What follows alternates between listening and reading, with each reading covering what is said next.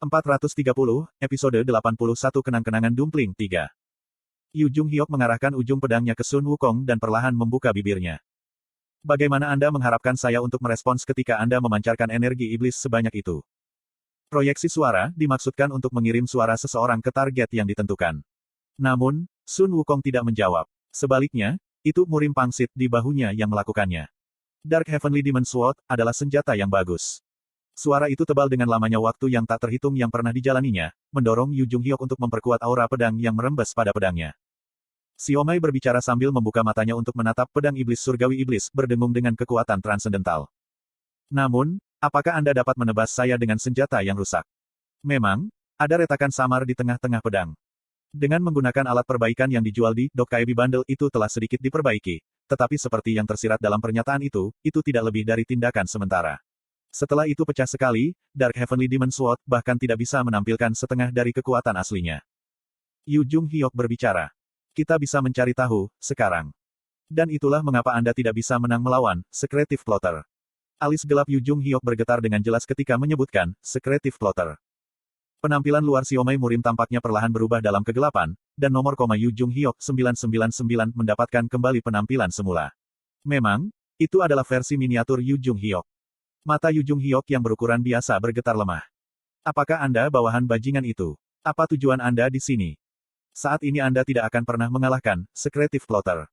Jika Anda datang ke sini untuk menyampaikan pesan tidak berarti seperti itu, maka ini akan menjadi cerita yang sama bahkan jika Anda mencoba keberuntungan Anda ratusan kali.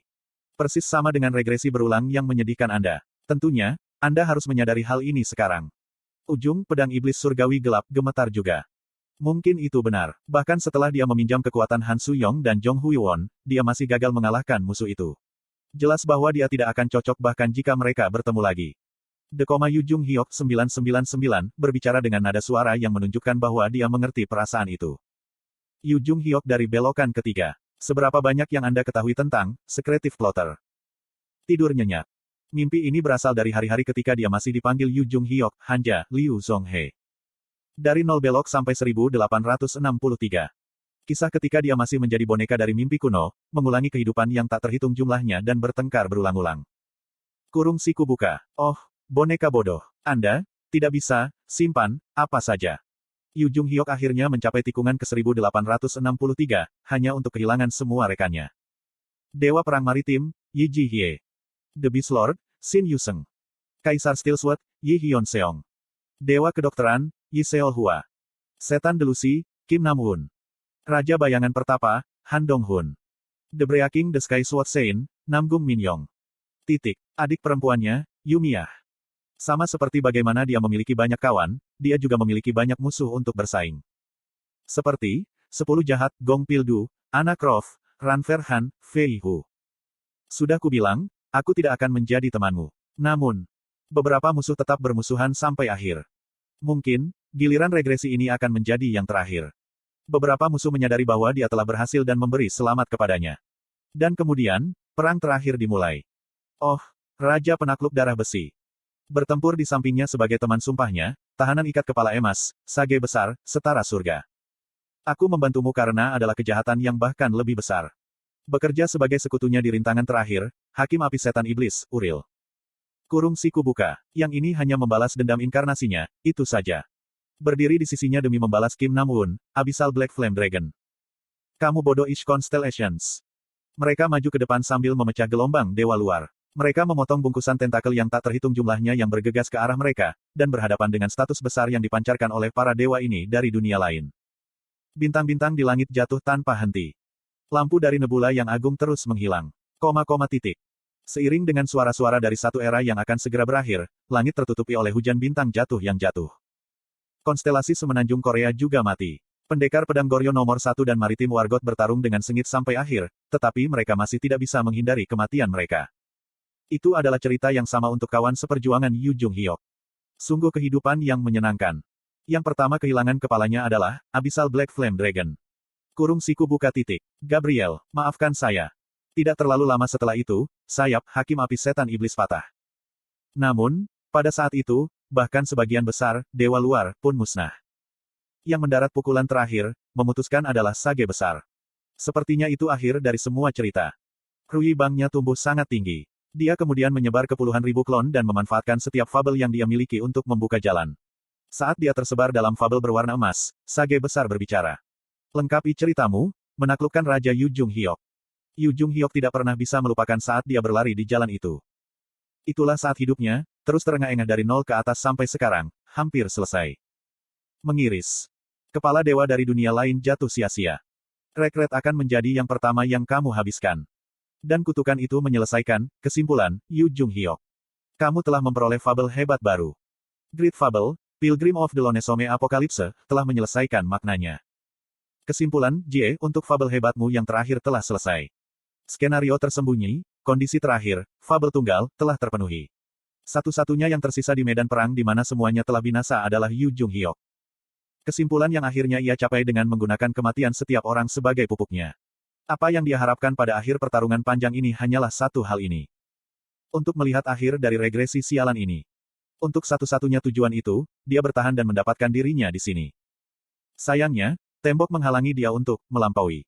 Ada 3 metode untuk bertahan hidup di dunia yang hancur. Saya sudah melupakan beberapa dari mereka sekarang. Namun, satu hal yang pasti. Orang yang membaca kata-kata ini, Anda, pasti akan selamat. Teks-teks yang tidak dapat dipahami ditulis di dinding itu. Disitulah Yu Jung Hyok bertemu dengan Raja Dokkaebi. Oh, dengarkan kamu, boneka malang dan tragis. Anda datang terlalu cepat. Maaf, tapi lewat sini, belum ada. Yu Jung Hyok tidak bisa mengerti apa artinya itu. Untuk mengetahuinya, dia mengancam Raja Dokkaebi. Tapi si brengsek itu tidak mengungkapkan arti sebenarnya bahkan ketika sudah mati. Kamu tidak bisa menyelesaikan alam semesta ini. Itu adalah tembok raksasa yang Yu Jung Hyok tidak bisa lewati dengan kekuatannya. Tapi dia masih memahaminya secara naluriah. Melewati tembok ini adalah tempat aku akan menemukan jawaban yang kucari.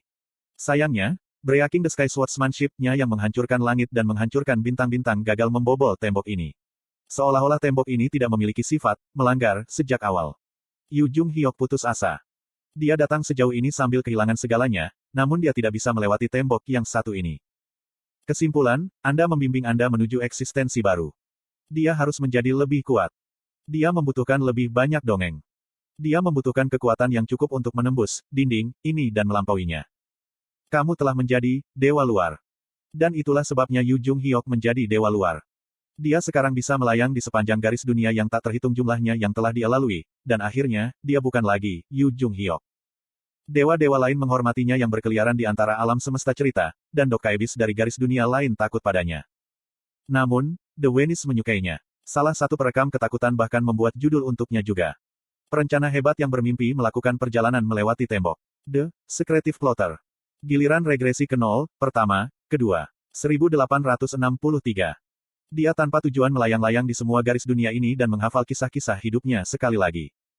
Dia telah mendapatkan banyak fabel di sepanjang jalan, tetapi kekuatannya secara keseluruhan tetap sama setelah membayar untuk probabilitas melintasi melalui garis dunia yang berbeda. Namun, ia harus belajar banyak informasi baru yang gagal ia sadari ketika ia hanya mengandalkan regresi. Seperti, asal-usul semua kemundurannya, sponsornya. Impian paling kuno. Secretive Plotter, berkeliaran berulang-ulang untuk tujuan menemukan makhluk ini. Suatu hari, dia menemukan jejaknya dan dia juga menemukan catatan itu di dalam juga. Tetapi dia tidak dapat menemukan tubuh aslinya yang sebenarnya di mana saja. Dan itulah mengapa, Secretive Plotter, semakin yakin. Dia yakin bahwa jawaban untuk semuanya berada di luar, tembok final, yang dia temui di skenario final. Sayangnya, dia gagal menemukan metode untuk menembus tembok itu bahkan setelah mencari melalui semua garis dunia. Harapannya perlahan layu. Keinginannya yang bahkan tidak mundur selama 1863 kali bisa hancur perlahan menjadi redup. Dia bermimpi berkali-kali jatuh tertidur tanpa akhir. Kalau saja dia benar-benar bisa. Kalau saja dia bisa menemukan istirahat abadi yang selama ini dicarinya. Pada titik inilah ia menemukan satu planet yang bersinar begitu terang. Secretive Plotter, cukup akrab dengannya. Tata Surya ke-8612, Bumi. Lokasi di mana tragedi semua skenario dimulai. Namun, ada yang tidak beres. Sebuah sensasi yang tidak biasa melilit garis dunia ini menusuk ke dalam ingatannya. Petik 1. Apakah ada perubahan regresi seperti ini? Dan disinilah, Secretive Plotter, menyaksikan keberadaan yang belum pernah dia temui sebelumnya. Secretive Plotter, perlahan membuka matanya. Dia melihat hutan Engai di atas kegelapan yang dingin. Udara yang dihembuskannya yang hitam legam menyebar di udara yang sekarang dingin. Itu tidak diketahui untuk berapa lama dia ada di sana, namun demikian, nomor koma Yu Jung Hyok 41 ada di sebelahnya. Kamu mengalami mimpi buruk. Seseorang seperti kamu yang telah menyaksikan kesimpulan masih tidak bisa lepas dari mimpi, sepertinya. Petik 2. Kurung siku buka. Yah, aku juga tidak lebih dari sekedar boneka, itu sebabnya. Sucut, cucucut. Mungkin sebagai efek setelah menghabiskan probabilitas yang terlalu tinggi, lapisan tipis bunga api menari-nari di sekitar sosok Secretive Plotter. 41, diam-diam mengamati fenomena itu sejenak sebelum membuka bibirnya.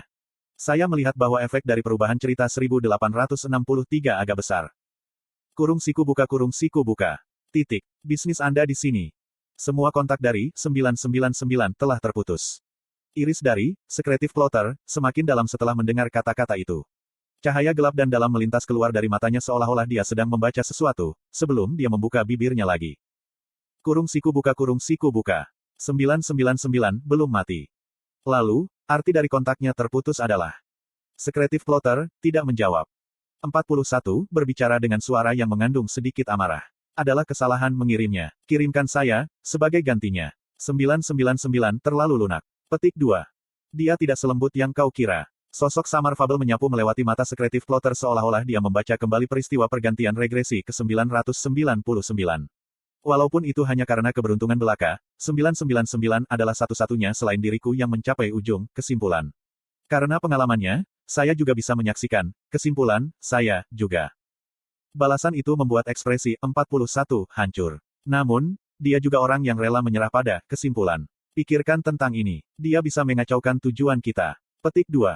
Tidak masalah. Lagi pula, dia juga adalah Yu Jung Hyok. Mata plotter yang tak terduga kini menatap langit hutan Enggai. Tidak ada yang tahu apa yang sebenarnya dia pikirkan. Dia juga memiliki hak untuk mengejar tujuan yang ingin dilihatnya. 41 diam-diam mengamati mata plotter sebelum menurunkan kepalanya perlahan. The Secretive Plotter, Yu Jung Hyok yang telah hidup paling lama di semua alam semesta di luar sana. Tidak ada seorang pun yang bisa memahami kedalaman kesedihannya. Petik 2. Jika itu yang kamu inginkan. Bahkan jika itu adalah Yu Jung Hyok yang lain. Pemeliharaan skenario akan selesai dalam 5 menit. Saluran akan segera dibuka kembali. Saat pesan itu bergema di udara kosong, dua Yu Jung Hyok masih berdiri berhadap-hadapan. 999 adalah yang pertama membentuk senyum masam. Sepertinya kamu tidak tahu apa-apa. Tapi sekali lagi, saya kira itu sudah jelas. Tidak tahu apa-apa, kata-kata itu benar-benar ada di bawah kulit Yu Jung Hyok. Bajingan ini atau yang lainnya, mereka semua mengatakan hal yang sama. Yu Jung Hyok yang tidak tahu apa-apa. Apa yang tidak dia ketahui? Bilah pedang iblis surgawi gelap, samar-samar bergeser ke Sun Wukong seolah-olah dia berhasil menelan kembali amarahnya. Keluarkan saja apa yang kamu rencanakan di sini. Mengapa kamu datang? Apakah Sun Wukong ini salah satu kolaborator Anda? 999 melirik Sun Wukong setelah mendengar ancaman itu, dan menjawab. Dia bukan dewa luar, kami hanya menggunakan satu sama lain. Dalam hal ini, akan baik-baik saja untuk membunuh kalian berdua. 999 kemudian naik sedikit seolah-olah membela Sun Wukong dan berbicara. Jika Anda ingin menyerah pada giliran regresi ini, maka silakan. Sampah apa yang kamu bicarakan? Lengkapi, Journey to the West Remake, ini dengan pria ini. Jika Anda melakukannya, saya akan mengajari Anda cara untuk mengalahkan Secretive Plotter. Mengapa saya harus percaya? Hampir pada saat bersamaan, percikan api biru menari-nari di sekitar tubuh 999. The Existence Ikrar. Mata Yu Jung Hyok bergetar karena keresahan. Anda mengatakan bahwa saya tidak akan pernah mengalahkannya bahkan jika saya mundur ratusan kali. Dan saya hanya bermaksud bahwa Anda tidak dapat mengalahkannya dengan mundur ratusan kali. 999 dengan ringan melompat dan mendarat di bilah pedang iblis surgawi gelap. Yu Jung Hyok secara refleks mengambil langkah mundur, tetapi versi mininya mendekati dia. Anda selalu berpikir bahwa hidup Anda sejauh ini adalah neraka. Karena, Anda sudah berurusan dengan semuanya sendirian. Fabel yang kacau langsung menyebar kemana-mana. Yu Jung Hyok tersentak dan menatapnya. Itu adalah mimpi buruk abadi yang pernah dilalui seseorang. Fabel, Hellscape of Eternity, telah mulai bercerita. Seolah bereaksi terhadap fabel ini, pedang iblis surgawi gelap meresap dengan cahaya yang bersinar bergetar sangat. Yu Jung Hyok yang mengalami giliran regresi ke 999 berbicara lagi. Berapa banyak neraka yang menurut Anda ada di dunia ini? Sirip.